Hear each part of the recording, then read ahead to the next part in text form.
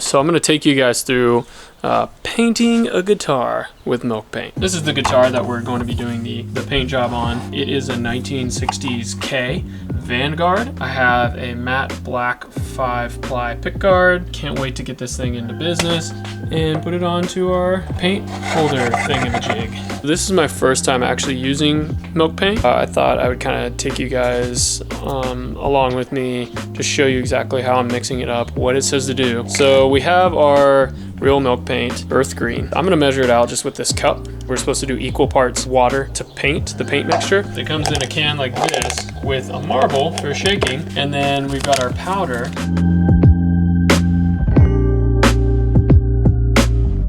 Did y'all ever drink the Slimer High Seas when you were kids? The Ghostbusters one? Yeah, that's what this looks like.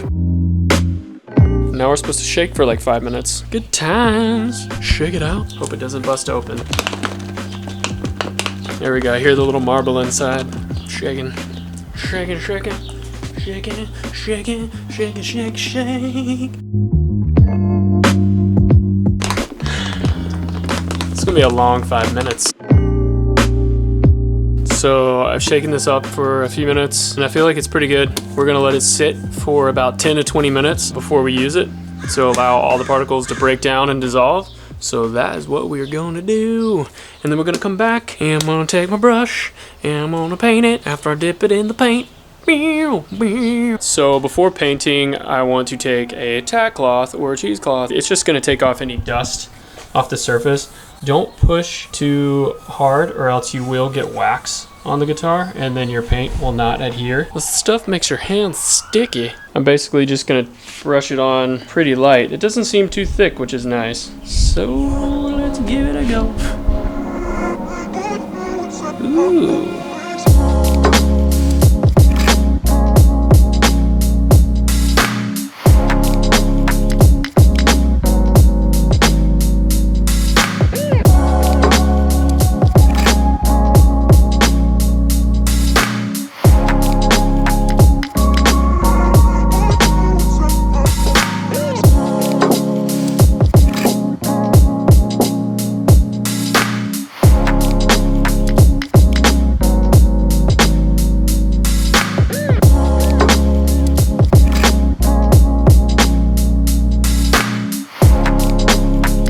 Cool thing about this stuff too is that it's water-based, so I'm just gonna go wash my brush out. After letting the paint sit and dry for about 20-30 minutes maybe, this is kind of how it turned out.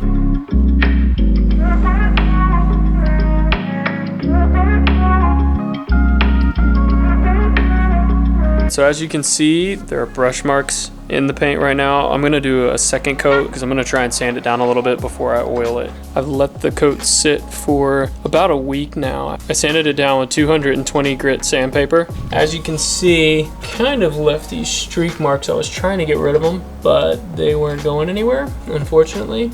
So I'm gonna do another coat, maybe 2, maybe 3. I like the color, I just don't like all this. So all these lines.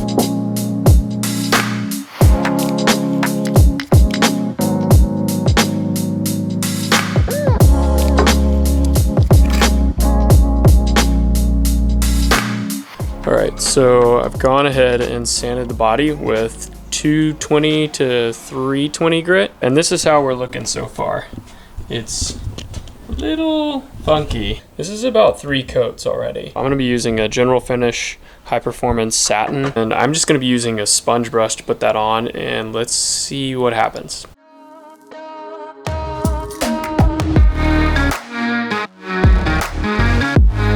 Okay, it's turning my brush green, so the milk paint is coming off as I put this on, so that's not good.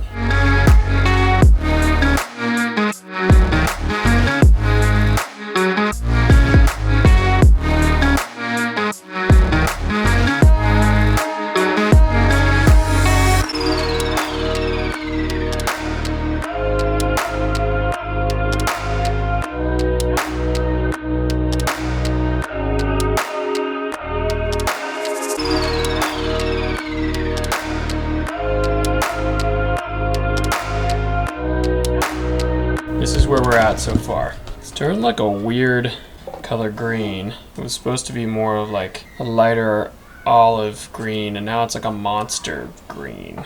I don't know if I'm digging that. I don't know how I feel about it. We'll see. You can see the brush marks in it. I'm hoping it doesn't just end up looking like a cheap piece of weird furniture. I'm just going to try and level sand everything, try not to sand through to the color coat, and then apply another coat of this Satin General Finishes water-based top coat, just to level everything out, and then sand it again, and then try and polish it out, buff it up a little bit, and we'll see what happens.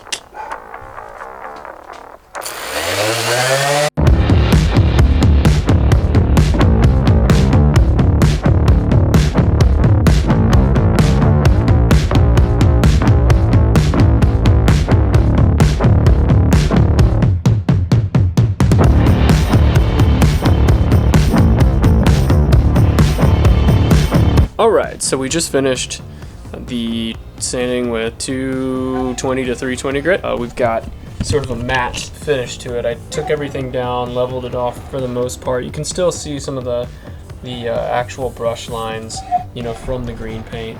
Kind of worn through a little bit, but I kind of like that look. That's what I was going for, just something old and beat up. Alright, so we've gone ahead and finished sanding everything down, and now I'm going to start polishing things up. I don't want to get too much of a like mirror shine. I still want to keep it like satin.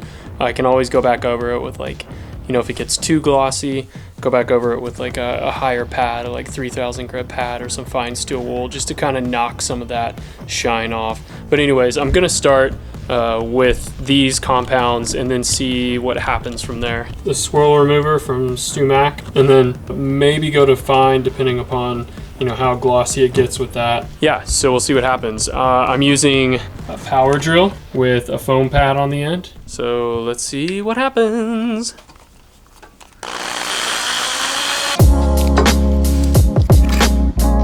Alright, so just as I thought, things got a little too glossy, and now you can see all the imperfections in the milk paint. The actual streaks and all that came out way more.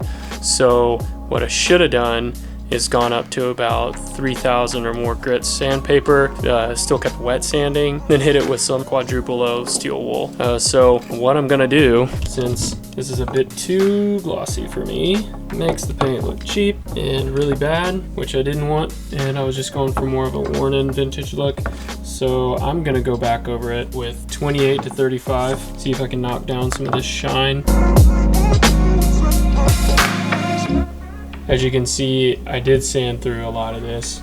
I left it kind of a semi-gloss satin finish for the most part, but you can see I sanded through really easily on it. But I'm liking the overall aesthetic of this guitar though. It's cool. So tell me what you guys think. Do you like the milk paint finish? I still don't know how I feel about it. Nitro is just easier for me to work with just because I've been doing it for years. But yeah, water-based, milk paint, I don't know, non-toxic alternative could be cool once I get the hang of it. I'm sure they have a lot to learn when it comes to working with it.